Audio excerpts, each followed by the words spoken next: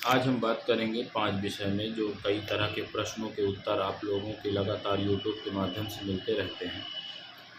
कलश स्थापना की दिशा, जिसका कई बार प्रश्न किया, आप बात भी करने का प्रयास कर रहे हैं तो कोई दिक्कत नहीं, परेशान होने की ज़रूरत नहीं है।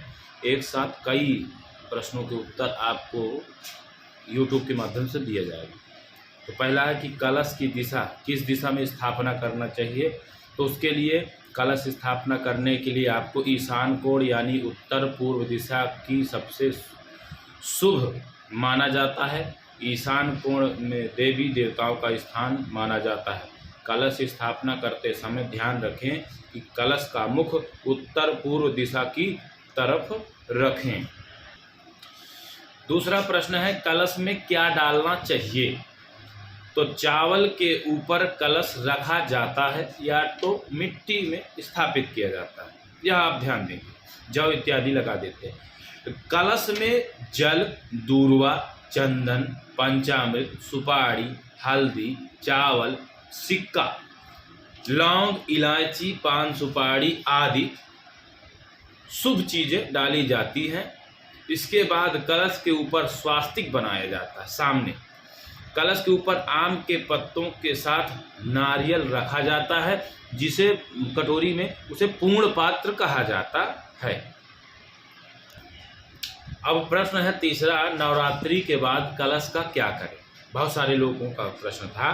तो चावल को जल में प्रवाहित कर दें।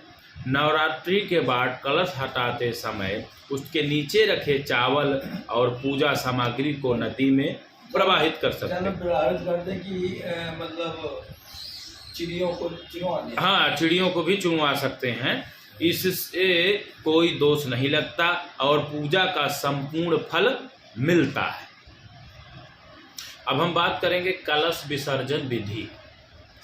तो कलश विसर्जन के लिए सबसे पहले ऐं ह्रीं क्लीं चामुंडायै विच्चे मंत्र का उच्चारण करते हुए पूरे भक्ति भाव से कलश के ऊपर रखे हुए नारियल को आराम से उठाएं।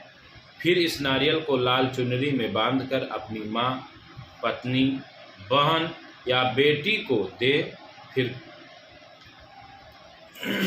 कल में लगे आम के पत्तों, यानी कि जो कलश है, लगे आम के पत्तों से कलश के पानी को पूरे घर में जल छिड़कना चाहिए। जो कलश होता है उसमें कटोरी इत्यादि निकाल लेना है और उसे पूरे घर में छिड़कना चाहिए और उसके बाद विसर्जन करना चाहिए। कलश का गिरना शुभ या अशुभ।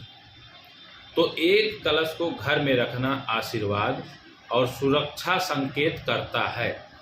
वहीं अगर कलश में पानी गिर जाए या सूख जाए तो इसे अशुभ माना जाता है।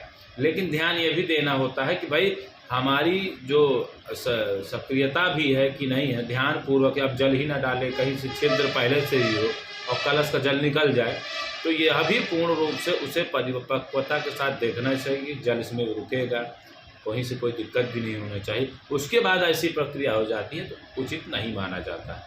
इसलिए ध्यानपूर्वक पाठ जप अनुष्ठान के मध्य कलश को रखना चाहिए प्रयास करके।